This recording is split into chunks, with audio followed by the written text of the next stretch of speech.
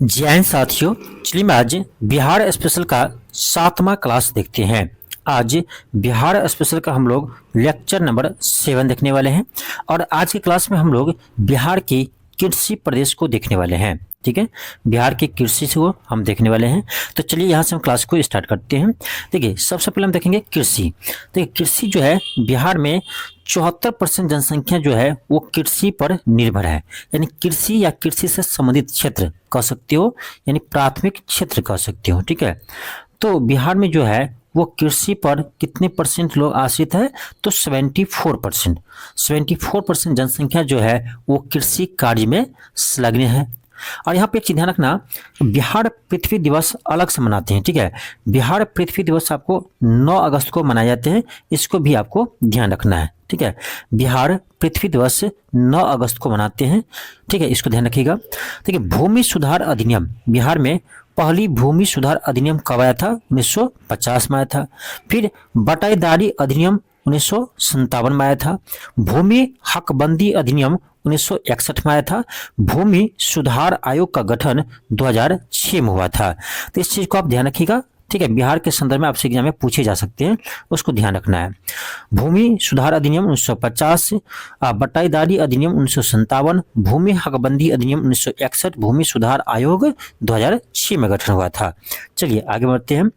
आगे हम देखेंगे कि आगे देखो, फसलों की संख्या के आधार पर बिहार में 4 प्रदेशों में बांटा गया है। पॉइंट ये है कि फसलों की संख्या के आधार पर बिहार के कृषि को 4 प्रदेशों में बांटा गया है। पहला, एक फसलीय क्षेत्र, यानी जहां पर लगभग एक फसल का ही उत्पादन होता है एक सीजन में, तो ये आपका है मधुबनी। ठीक है, धान के मौसम धान होते हैं, गेहूं के मौसम गेहूं होते हैं। ठीक है, फिर आपका है 2 फसली क्षेत्र, जैसे पूर्णिया है।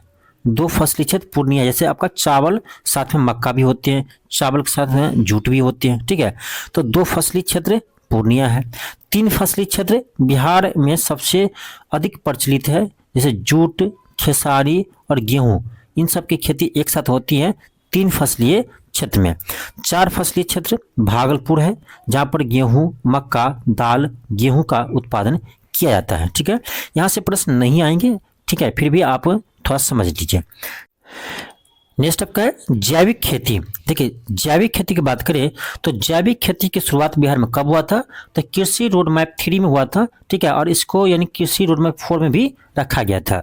तो कृषि रोड मैप 3 और 4 में जैविक खेती की शुरुआत हुआ था। वर्मी कंपोस्ट का जनक, देखो जिला में देखा जाए तो बेगूसराय। कौन सा जिला है बिहार का? बेगूसराय है। 38 जैविक ग्राम, यानी 38 जैविक ग्राम का स्थापना किया गया है। पहला जैविक ग्राम है आपका केवड़िया। ठीक है, ऐसे ध्यान रखना, केवड़िया है, केवड़िया जमुई का है। ठीक है, केवड़िया ये जमुई जिला का है, जो पहला जैविक ग्राम है। बिहार का पहला जैविक ग्राम है केवड़िया, जो जमुई का है, इसको ध्यान रखना है। देखो, अभी जो है ना वो बिहार के लगभग 13 जिला में जैविक खेती होती है, या कह सकते हैं कि शुरुआत में आपका 13 जिला में जैविक खेती शुरू किया गया था। ठीक है, ये जिला आपको यहाँ पर दिया गया है। ठीक है, ये जिला आपको याद रखना जरूरी नहीं है, बस इतना ध्यान रखो कि 13 जिला में जैविक खेती की शुरुआत हुई थी। ठीक है, अब देखो यहाँ पर आगे देखते हैं आगे हम देखते हैं कि 3 प्रकार के धान होते हैं बिहार में, अगहनी, गरमा और बोरो। ठीक है, अगहनी सबसे अधिक धान कौन से होते हैं? अगहनी होते हैं। फिर आपका है राष्ट्रीय मिलेट वर्ष। राष्ट्रीय मिलेट वर्ष कब मनाया गया था? 2018 में। अंतर्राष्ट्रीय मिलेट वर्ष किसे घोषित किया था? 2023 को। ठीक है, राष्ट्रीय मिलेट वर्ष कब घोषित हुआ था? 2018। अंतर्राष्ट्रीय मिलेट वर्ष कब घोषित हुआ था? 2023। इस चीज को ध्यान रखिएगा। आगे है आपका कृषि कर्मण पुरस्कार। देखिए, बिहार को अभी तक 5 बार कृषि कर्मण पुरस्कार मिल चुके हैं। ये क्यों मिले हैं और कब मिले हैं, इसको जानना जरूरी है, क्योंकि आपके एग्जाम में यहाँ से प्रश्न आते हैं। ठीक है, देखिए, सबसे पहले आपको मिला था 2011-12 में चावल के उत्पादन के लिए। ठीक है, चावल के उत्पादन के लिए बिहार सरकार को 2011-12 में पहला कृषि कर्मण पुरस्कार मिला था। उसके बाद मिला 2012-13 में, यानी 11-12 में पहली बार मिला चावल के उत्पादन के लिए, 12-13 में दूसरी बार मिला गेहूं के उत्पादन के लिए, और 15-16 में तीसरी बार कर्मण पुरस्कार मिला मक्का के उत्पादन के लिए, और 16-17 में फिर मक्का के उत्पादन के लिए कृषि कर्मण पुरस्कार मिला। ठीक है, इस चीज को ध्यान रखना है। यहाँ देखो, यहाँ पर आपको नहीं दिख रहा होगा तो यहाँ पर लिख लीजिएगा। जो पांचवा है ये आपका 2017-18 मिला था गेहूं के उत्पादन के लिए। ठीक है, गेहूं के उत्पादन के लिए 2017-18 में गेहूं के उत्पादन के लिए कृषि कर्मण पुरस्कार मिला था। तो अभी तक बिहार को टोटल 5 बार कृषि कर्मण पुरस्कार मिल चुका है। तो इसको आप ध्यान रखिएगा। यदि यहाँ से प्रश्न आएंगे तो बहुत ही टफ क्वेश्चन बना देगा। ठीक है, मैच द कॉलम दे देगा क्वेश्चन, समझ रहे हैं। तो जब बिहार स्पेशल से टफ क्वेश्चन बनाएगा तो इसी टॉपिक से क्वेश्चन बना सकते हैं, तो इसको आप ध्यान रखिएगा। फिर हम बात करते हैं बिहार का जीआई टैग। जीआई टैग किस किस को मिला है? तो मिथिला मखाना को जीआई टैग मिला है, मरचा चावल को जीआई टैग मिला है, कतरनी चावल को जीआई टैग मिला है, शाही लीची, ये क्या है यहाँ पर जो दिख नहीं रहा है, ये आपका है शाही लीची। तो शाही लीची को भी जीआई टैग मिला है। शाही लीची, मगही पान, जर्दालू आम, इन सभी को जीआई टैग मिला है। ठीक है, चलिए आगे हम बढ़ते हैं। अब देखते हैं कृषि रोड मैप। देखो, कृषि रोड मैप ये इंपॉर्टेंट है, ध्यान रखिएगा। कृषि रोड मैप की शुरुआत मुख्यमंत्री नीतीश कुमार ने सर्वप्रथम आपका 2008 में करते हैं। ठीक है, 2008 में प्रथम बार आपका कृषि रोड मैप की शुरुआत करते हैं। और बात करें हम कि कृषि रोड मैप के जनक कौन है, इसके जनक है एपीजे अब्दुल कलाम। एपीजे अब्दुल कलाम इनके जनक है, इन्हीं के, ठीक है, 2008 में जो है ना, एपीजे अब्दुल कलाम की सिफारिश पर ही नीतीश कुमार ने कृषि रोड मैप शुरू किया था। ठीक है, इसीलिए कहा जाता है कृषि रोड मैप का जनक कौन है, तो एपीजे अब्दुल कलाम है। ठीक है, अब चलिए हम देखते हैं जो अभी तक बिहार सरकार का जो 4 कृषि रोड मैप है उसको हम देखते हैं। तो पहला कृषि रोड मैप ये आपका 2008 से 12 तक चला। ठीक है, तो ये क्रम ध्यान रखिएगा, 2008 से 12 पहला कृषि रोड मैप 2008 से 2012 तक चला। इसका उद्देश्य क्या था, तो बीज ग्राम योजना इसमें शुरू हुआ था। मुख्यमंत्री कृषि रैपिड बीज शुरू हुआ था। ठीक है, एक्सटेंशन प्रोग्राम शुरू हुआ था। तो बस इतना ध्यान रखना है कि पहला कृषि रोड मैप कब शुरुआत हुआ था, 2008 से 12। दूसरा कृषि रोड मैप, तो दूसरा कृषि रोड मैप शुरुआत आपका खाद्य, यानी 2012 से 17 के बीच। दूसरा कृषि रोड मैप शुरू हुआ था 12 से 17 के बीच। खाद्य सुरक्षा, पोषण सुरक्षा, आय में वृद्धि, सिंचाई क्षमता में विस्तार, ये इसका मुख्य विशेषता थी। ठीक है, इसका ये मुख्य विशेषता थे। इसका स्लोगन था हर भारतीय के थाली में एक बिहारी उत्पाद। ध्यान रखना, दूसरे कृषि रोड मैप का स्लोगन था हर भारतीय के थाली में एक बिहारी उत्पाद। ठीक है, फिर आपका आया तीसरा कृषि रोड मैप। ठीक है, एक चीज और ध्यान रखना, जो दूसरा कृषि रोड मैप है इसकी शुरुआत यानी उसकी शुभारंभ कौन किया था, प्रणब मुखर्जी किए थे। ठीक है, तीसरी कृषि रोड मैप है ये आपका 2017 से 22 के बीच चला। तीसरी कृषि रोड मैप 2017 से 22 के बीच चला। इसका उद्घाटन उस समय के तत्कालिक राष्ट्रपति रामनाथ कोविंद जी के द्वारा किया गया था। ठीक है, जैविक खेती को बढ़ावा देना, प्रथम बार बिहार सरकार जो है जैविक खेती को बढ़ावा दिया था तीसरे कृषि रोड मैप के तहत। क्वेश्चन आ सकता है। ठीक है, तो तीसरे कृषि रोड मैप का विशेषता क्या था कि पहली बार जैविक खेती को बढ़ावा मिला था। दलहन एवं तिलहन उत्पादन को बढ़ावा मिला था। ठीक है, 5 पशु विज्ञान संस्थान की स्थापना हुई थी। डीजल की जगह बिजली यंत्र को बढ़ावा मिला था। ये सभी तीसरी कृषि रोड मैप की क्या है, तो विशेषता है। फिर अब आपका आता है चौथा कृषि रोड मैप। इसका जो है क्या कहते हैं, उसका जो कालक्रम है वो आपका 23 से 28 है। हाँ, ये ध्यान रखिएगा, ये अभी आपका वर्तमान में चल रहा है। अभी चौथी कृषि रोड मैप 23 से 28 इसका कार्यकाल है। ठीक है, और इसका उद्घाटन 18 अक्टूबर 2023 को राष्ट्रपति द्रौपदी मुर्मू जी के द्वारा किया गया था। ठीक है, द्रौपदी मुर्मू जी के द्वारा किया गया था 18 अक्टूबर 2023 को। ध्यान रखिएगा, चौथी कृषि रोड मैप। क्वेश्चन पूछ सकता है कि चौथी कृषि रोड मैप की शुरुआत कब हुआ है, तो 18 अक्टूबर 2023 को। इसका उद्देश्य क्या है, बाजरा उत्कृष्टता केंद्र का स्थापना किया गया। उसके तहत गया में 12 विभागों में शामिल किया। मोटे अनाज को बढ़ावा मिला। ठीक है, जलवायु अनुकूल कृषि की बढ़ावा मिला। ठीक है, जैविक खेती को बढ़ावा मिला। ठीक है, ये सब इसका क्या है, विशेषता है। ये सब इसका क्या है, विशेषता है। इसको आप ध्यान रखना है। और इसी के तहत सेंटर ऑफ एक्सीलेंस की स्थापना किया गया, ठीक है, बागवानी को बढ़ावा देने के लिए। बीज में आत्मनिर्भर एवं शोधन किया गया, डिजिटल कृषि को बढ़ावा दिया, ठीक है, कोल्ड स्टोरेज की सुविधा प्रदान की गई। तो ये सब ये सब चौथी कृषि रोड मैप की विशेषता है, इसको आपको देखना है। चलिए आगे हम देखते हैं। अब हम देखते हैं ऊर्जा, ठीक है, ऊर्जा देखते हैं। बिहार में ऊर्जा की बात करें तो बिहार राज्य विद्युत परिषद की स्थापना कब हुआ है? तो 1 अप्रैल 1858 को, 1 अप्रैल 1958 को। कभी कभी मिस्टेक हो जाते हैं, ठीक है, तो आप इसको कमेंट मत करने लगेगा, किसी से मिस्टेक हो सकता है, इतना समझना है, ठीक है। तो यहाँ क्या था? बिहार राज्य विद्युत परिषद, इसका स्थापना हुआ था 1 अप्रैल 1958 को। 1 अप्रैल 1958 को बिहार राज्य विद्युत परिषद की स्थापना होते हैं। अब चलो देखते हैं हम थर्मल ऊर्जा प्लांट। पहला है थर्मल पावर प्लांट, ठीक है, एनटीपीसी का है जो बरौनी में स्थापित है, 1962 में बरौनी में स्थापित हुआ है। यूएसएसआर की सहायता से, यानी पूर्व सोवियत संघ रूस की सहायता से बरौनी में थर्मल पावर प्लांट लगाया गया था। कब? 1962 में। ध्यान क्या रखना है? ध्यान ये रखना है कि किसके सहायता से स्थापना हुआ है? तो यूएसएसआर यानी पूर्व सोवियत संघ रूस की सहायता से बरौनी में थर्मल पावर प्लांट लगाया गया है, ठीक है। फिर आपका कांटी थर्मल पावर प्लांट, ये आपका मुजफ्फरपुर में है, ठीक है। फिर आपका कहलगांव थर्मल पावर प्लांट, ये कहाँ? भागलपुर में है, कहलगांव। फिर आपका बाढ़ थर्मल पावर प्लांट, ये कहाँ है? पटना में है। फिर आपका है नवीनगर थर्मल पावर प्लांट, ये कहाँ? औरंगाबाद में है, नवीनगर। फिर आपका है Buxar thermal power plant, Buxar में 2019 में स्टार्ट हुआ है। फिर आपका अल्ट्रा मेगा पावर प्रोजेक्ट, ये कहाँ है? बांका में। तो इस चीज को आपको ध्यान रखना है। बरौनी से ज्यादा क्वेश्चन आते हैं, ठीक है, बरौनी से और कहलगांव से ध्यान रखना, ठीक है। चलिए आगे देखते हैं हम। आपका अगला पॉइंट आपका जल विद्युत, बिहार के जल विद्युत। तो पूर्वी गंडक नहर जल विद्युत परियोजना, पूर्वी गंडक नहर जल विद्युत परियोजना, ये आपका वाल्मीकि नगर पश्चिमी चंपारण से निकाली गई है, सबको पता है, हम लोग पढ़ चुके हैं पहले भी।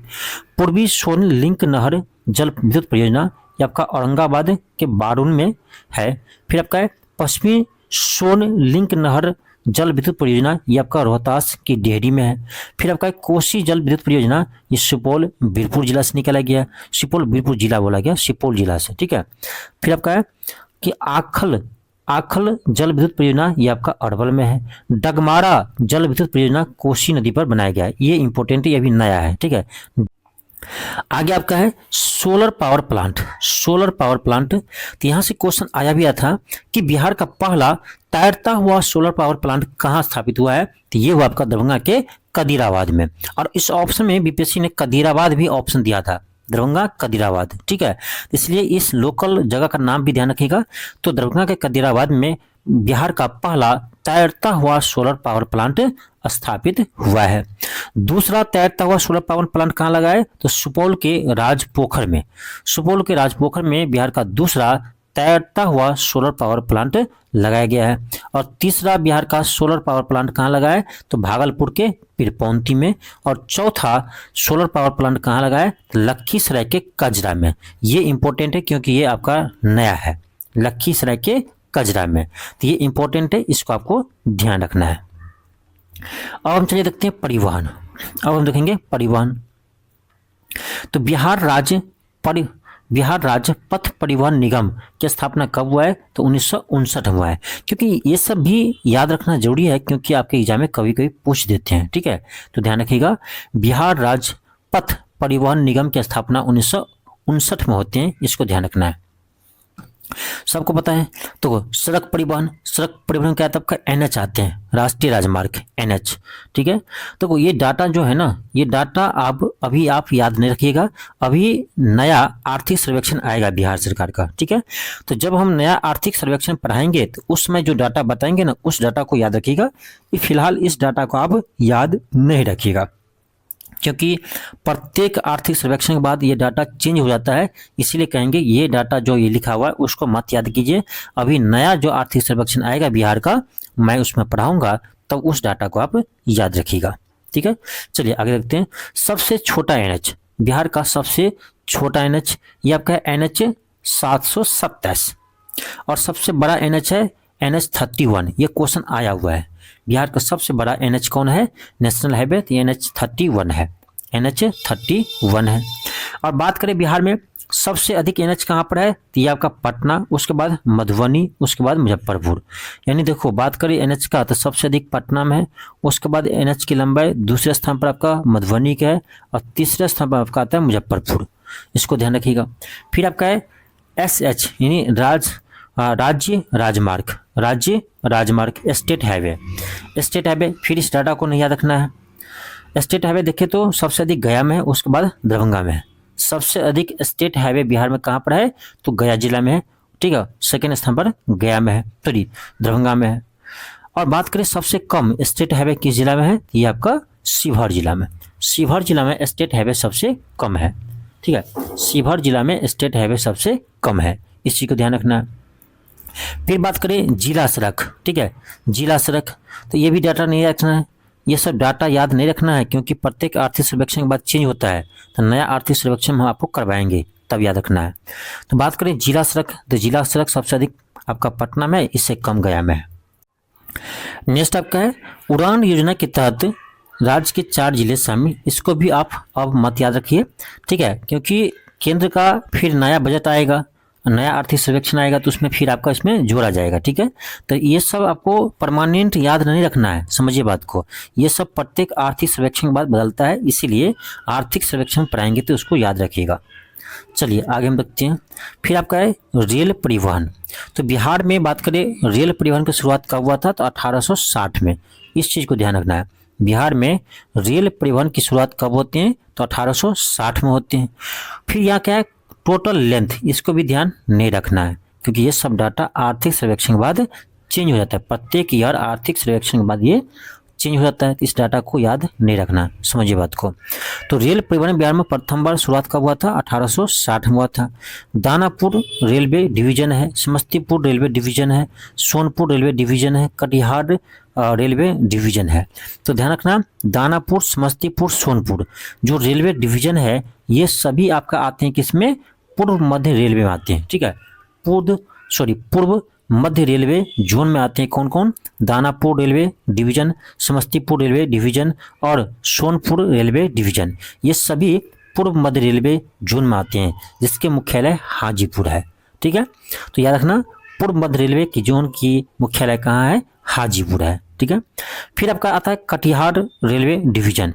ये आपका उत्तर पूर्व रेलवे जोन में आते हैं, ठीक है, जिसकी मुख्यालय गुवाहाटी है। ध्यान रखना, बिहार का कटिहार रेलवे डिवीजन जो है वो आपका आता है उत्तर पूर्व रेलवे जोन में, जिसकी मुख्यालय गुवाहाटी है। चलिए आगे देखते हैं हम। फिर आपका आता है पटना मेट्रो। पटना मेट्रो की बात करें हम, पटना मेट्रो की बात करें तो शिलान्यास इसका हुआ था 14 फरवरी 2019 को पीएम मोदी जी के द्वारा किया गया था, ठीक है। पीएम मोदी जी के द्वारा 14 फरवरी 2019 को पटना मेट्रो की शिलान्यास किया गया था। इसमें 2 आपका कॉरिडोर बनेगा, ठीक है, जिसमें टोटल 24 स्टेशन होगा।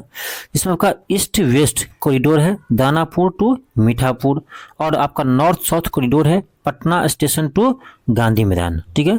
इसका निर्माण आपका DMRC दिल्ली मेट्रो कर रही है, ठीक है। इसकी लंबाई आपका टोटल 31.39 किलोमीटर है। इसकी लागत बढ़ते घटता रहती है, लागत मत याद रखिए, बस लंबाई याद रखिए, 31.39 किलोमीटर है, ठीक है। और इसमें देखो ये जो पटना मेट्रो बन रही है ना, उसमें केंद्र सरकार की योगदान कितना है? 20% है। राज्य सरकार यानी बिहार सरकार की योगदान कितनी है? 20% है। और बाकी जो आपका 60% है, ये आपका जापानी एजेंसी करेंगे, ठीक है। जापानी एजेंसी करेंगे 60% का भरपाई। 20% केंद्र सरकार, 20% राज्य सरकार। इस चीज को आप ध्यान रखना है। एक चीज यहाँ पे ध्यान रखिएगा, ये जो पटना मेट्रो है इसका फर्स्ट फेज का उद्घाटन किया गया है, ठीक है। इस डेट को ध्यान रखें क्योंकि यहाँ से क्वेश्चन आ सकता है।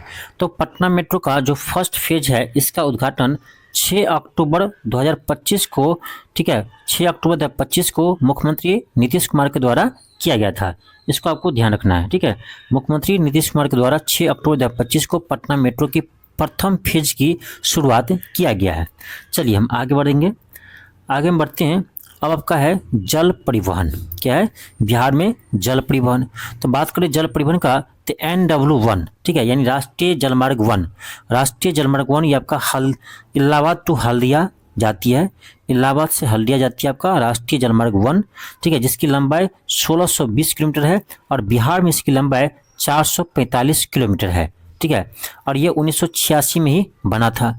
हाल ही में गंगा विलास क्रूज शिप चालू हुआ है। अगला है आपका वायु परिवहन। इसकी शुरुआत बिहार में 1860 में होती है। बिहार में वायु परिवहन की शुरुआत कब होती है? 1860 में। जयप्रकाश नारायण इंटरनेशनल एयरपोर्ट कहाँ है? पटना में है। गया इंटरनेशनल एयरपोर्ट गया नालंदा में है। विद्यापति एयरपोर्ट कहाँ है? विद्यापति एयरपोर्ट कहाँ है? दरभंगा में है, ठीक है। जोगबनी एयरपोर्ट कहाँ है? अररिया में है। चुनापुर एयरपोर्ट कहाँ है? पूर्णिया में है। मारा फ्यूरी एयरपोर्ट कहाँ है? भागलपुर में। ये सब बंद है, ये 3 एयरपोर्ट है जो है अभी बंद है, ठीक है। हालांकि अभी पूर्णिया में एयरपोर्ट शुरुआत हुई है, पूर्णिया में जो है एयरपोर्ट की शुरुआत हुई है। तो बस इतना ही ध्यान रखना है जो आपका बिहार का एयरपोर्ट है। चलिए आगे देखते हैं हम। अब आपका आगे है जनजाति, बिहार की जनजाति। देखिए जनजाति की बात करें हम तो बिहार में जो जनजाति है यानी ST शेड्यूल्ड ट्राइब जो है वो देखिए जनसंख्या में तो बिहार 15वां स्थान पर आते हैं। यानी जनजाति की जनसंख्या का आधार पर देखें तो बिहार 15वां राज्य है। प्रतिशत की दृष्टि से देखें तो 28वां राज्य है। और राज्य की कुल जनसंख्या में जो जनजाति है वो कितना है? 1.3% है। और ये डाटा सारा किसके अनुसार है? जनगणना 2011 के अनुसार है, ठीक है, ध्यान रखिएगा। और बात करें बिहार में सबसे अधिक जनजाति कहाँ है तो सबसे अधिक जनजाति जो है आपका पश्चिमी चंपारण में है, उसके बाद कटिहार में है। बिहार में सबसे अधिक ST शेड्यूल्ड ट्राइब कहाँ है तो पश्चिमी चंपारण में है, उसके बाद कटिहार में है। बात करें सबसे कम जनजाति कहाँ पर है तो शिवहर में है, इससे कम अरवल में है। ध्यान रखना है सबसे कम जनजाति बिहार में किस जिले में है तो शिवहर जिला में है, ठीक है। और सबसे अधिक जनजाति कहाँ है तो पश्चिमी चंपारण में है, याद रहेगा। और बात करें बिहार में लोकसभा की कितनी सीट आरक्षित है जनजाति के लिए तो कोई भी सीट आरक्षित नहीं है, ठीक है। और इसका ध्यान रखना उल्लेख अनुच्छेद 330 में दिया है, ठीक है। लेकिन बिहार में कोई भी लोकसभा की सीट जनजाति के लिए आरक्षित नहीं है, ठीक है। लेकिन बिहार के विधानसभा का सीट जनजाति के लिए आरक्षित है, 2 सीट है, ठीक है, ये पहले भी बता चुके हैं, ठीक है। और इसका उल्लेख आपका आर्टिकल 332 में है, आर्टिकल 332 में है। तो बिहार विधानसभा में लोकसभा में नहीं, लोकसभा में कोई भी सीट ST के लिए रिजर्व नहीं है, ध्यान रखना, लेकिन विधानसभा में है। तो बिहार विधानसभा में 2 सीट जो है वो आपका ST के लिए आरक्षित है। कौन कौन सा विधानसभा है? ये आपका मनिहारी विधानसभा और कोटरिया विधानसभा। मनिहारी विधानसभा और कोटरिया विधानसभा जो है वो आपका ST के लिए आरक्षित है। और आपको पता ही है कि बिहार में टोटल कितना है? 243 क्या है विधानसभा का सीट है, उसमें से केवल 2 सीट जो है वो आपका जनजाति के लिए आरक्षित है, मनिहारी विधानसभा और कोटारिया विधानसभा। इस चीज को ध्यान रखिएगा। अभी बिहार विधानसभा का चुनाव हुआ है तो यहाँ से प्रश्न आ सकते हैं। चलिए आगे हम देखते हैं। आगे आपका है एक चीज और आपको बता देते हैं, जब हम ST के देख लिए 2 सीट आरक्षित है तो बता दें आपको बिहार में SC के लिए शेड्यूल कास्ट के लिए आपका 38 सीट आरक्षित है, ठीक है, 38 सीट विधानसभा में आरक्षित है। ST के लिए 2 सीट आरक्षित है। आगे देखते हैं। आगे आपका है कि सबसे ज्यादा जनजाति बिहार में बात करें सबसे ज्यादा जनजाति कौन सी है, यहाँ से प्रश्न आया हुआ है BPSC में, ठीक है। देखो मेरे नोट्स में ना ऐसे कोई भी पॉइंट्स नहीं है जो शामिल नहीं है, ठीक है, कोई भी ऐसे पॉइंट नहीं छूटेगा आपको। ये पूरा नोट्स आप एक बार पढ़ लेते हैं ना या क्लास देख लेते हैं ना तो आपको जिंदगी में कभी भी BPSC के लिए आपको बिहार स्पेशल नहीं पढ़ना पड़ेगा, ठीक है, बिहार स्पेशल नहीं पढ़ना पड़ेगा, क्योंकि कोई भी क्वेश्चन आए कितना भी डीपली आए सारा प्रश्न आपको इस नोट्स से बन जाएगा, ठीक है। इसलिए कहते हैं इस क्लास को जरूर देखिए। किसी को नोट्स चाहिए तो आप नोट्स के लिए LK क्लासेस ऐप पर जा सकते हो, ठीक है, LK क्लासेस ऐप पर आप ये नोट्स मिल जाएगा, ठीक है। चलिए आगे हम देखते हैं। बात करें सबसे अधिक जनजाति बिहार में जो जनजाति है वो सबसे अधिक कौन सी जनजाति है तो सबसे अधिक संथाल है, ठीक है, सबसे अधिक बिहार में संथाल जनजाति है। सेकेंड स्थान पर आता है उराव जनजाति, थर्ड पर आपका आता है खेरवाड़ जनजाति, ठीक है। सबसे अधिक बिहार में कौन सी जनजाति है, तो संथाल जनजाति है। सेकेंड स्थान पर आपका था उरांव जनजाति, थर्ड पर आपका था खेरवाड़ जनजाति। ये क्रम ध्यान रखिएगा। और बात करें हम संथाल बिहार के किस जिला में है, यहां से भी प्रश्न आया हुआ है मैच द कॉलम में, याद होगा आपको याद होगा बीपीएससी ने यहाँ पर मैच द कॉलम में क्वेश्चन पूछा है, ठीक है, याद होगा आपको कि क्वेश्चन यहाँ से अच्छा क्वेश्चन बनता है, इसलिए आप ध्यान दीजिए। चलिए देखते हैं हम संथाल जनजाति। तो बात करें संथाल जनजाति की, तो ये आपका भागलपुर में है, बांका में है, पूर्णिया में है, सहरसा में है। बिहार में संथाल जनजाति कहाँ पाई जाती है, तो भागलपुर, बांका, पूर्णिया, भागलपुर, बांका, पूर्णिया, सहरसा। चलिए फिर पढ़िए, संथाल कहाँ पर है, भागलपुर, बांका, पूर्णिया, सहरसा। फिर आपका था उरांव जनजाति। उरांव जनजाति आपका रोहतास, बक्सर, दरभंगा, कैमूर, भागलपुर में मिलते हैं। उरांव जनजाति कहाँ पाए जाते हैं, रोहतास, बक्सर, दरभंगा, कैमूर, भागलपुर। फिर आपका खैरवाड़ जनजाति। तो खैरवाड़ जनजाति आपका ये भागलपुर और कटिहार के क्षेत्र में पाए जाते हैं, ठीक है, भागलपुर और कटिहार, खैरवाड़। मुंडा जनजाति, तो मुंडा जनजाति आपका कैमूर, रोहतास, बक्सर, पूर्णिया। मुंडा जनजाति कैमूर, रोहतास, बक्सर, पूर्णिया जिले में पाए जाते हैं। फिर आपका खोंड जनजाति है, खोंड। तो खोंड आपका कैमूर, रोहतास, भोजपुर, बक्सर मिलते हैं। फिर आपका गोंड जनजाति है, ये सारण, रोहतास, चंपारण मिलते हैं। फिर आपका थारू जनजाति है, थारू आपका पश्चिमी चंपारण के नेपाली क्षेत्र में पाए जाते हैं, तराई क्षेत्र में, ठीक है। जो तराई क्षेत्र है उस तराई क्षेत्र में आपका पश्चिमी चंपारण के क्षेत्र में थारू जनजाति पाए जाते हैं। तो इस चीज को आप ध्यान रखिएगा, क्योंकि यहाँ से क्वेश्चन आएंगे तो बहुत ही डीपली प्रश्न आते हैं, ठीक है। और ये ऐसे ही प्रश्न एग्जाम में मैक्सिमम स्टूडेंट गलती करके आ जाते हैं, ठीक है। चलिए आगे हम बढ़ते हैं। आगे अब हम क्या देखेंगे, अनुसूचित जाति यानी SC, अनुसूचित जाति यानी शेड्यूल कास्ट, ठीक है, शेड्यूल कास्ट देखेंगे। तो बात करें शेड्यूल कास्ट, तो बिहार के 22 जातियों को SC में रखा गया है। तो सबसे ज़्यादा आपका SC यानी शेड्यूल कास्ट कहाँ पर है, तो ये गया जिला में है, उसके बाद नवादा में है। सबसे अधिक आपका SC कहाँ पर है, तो गया में है। यानी अनुसूचित जाति यानी SC शेड्यूल कास्ट सबसे अधिक कहाँ है, गया में है, उसके बाद नवादा में है। बात करें सबसे कम SC कहाँ पर है, किशनगंज में है। सबसे कम SC यानी शेड्यूल कास्ट कहाँ पाए जाते हैं, तो किशनगंज में, उसके बाद कटिहार में। बात करें हम बिहार में SC के लिए कितने लोकसभा सीट आरक्षित है, हम पहले बात कर चुके हैं कि आपका ST के लिए एक भी लोकसभा सीट नहीं है, लेकिन देखो यहाँ पर SC के लिए शेड्यूल कास्ट के लिए 6 लोकसभा सीट है। ध्यान रखना, आपका शेड्यूल कास्ट के लिए बिहार में 6 लोकसभा सीट आरक्षित है, रिजर्व है। और विधानसभा का बता ही चुके हैं, बिहार विधानसभा में 38 सीट जो है वो आपका SC के लिए आरक्षित है। SC के लिए यानी शेड्यूल कास्ट के लिए बिहार में 38 विधानसभा का सीट आरक्षित है, जबकि 6 लोकसभा सीट आरक्षित है, ठीक है। अभी चुनाव हुआ है, इसीलिए ये सब पॉइंट बहुत इंपॉर्टेंट है, ठीक है, प्रश्न यहाँ से आ सकते हैं। फिर बात करें हम जनसंख्या में, ठीक है। तो पूरे राज्य का ये 15.9% जो है जनसंख्या वो क्या है, SC है, यानी अनुसूचित जाति है, ठीक है। जनसंख्या में बात करें तो तीसरा सबसे बड़ा है, ठीक है। चलिए आगे देखते हैं हम। तो ये आपका इंपॉर्टेंट पॉइंट हुआ किसके लिए, अनुसूचित जाति के लिए, यहाँ से प्रश्न आते हैं। अब बात करें अनुसूचित जाति आयोग, ठीक है, आयोग दोस्तों महादलित आयोग, दशरथ माझी कौशल विकास आयोग, मुंगेरी लाल आयोग, बिहार कौशल विकास मिशन, ये सब इससे संबंधित आयोग का गठन हो चुका है। चलिए आगे देखते हैं हम। आगे अब आपका है उद्योग, ठीक है, क्या आपका उद्योग है। उद्योग में बात करें हम, पहला है भारत वैगन एंड इंजीनियरिंग, कहाँ पर है, तो ये मोकामा में है।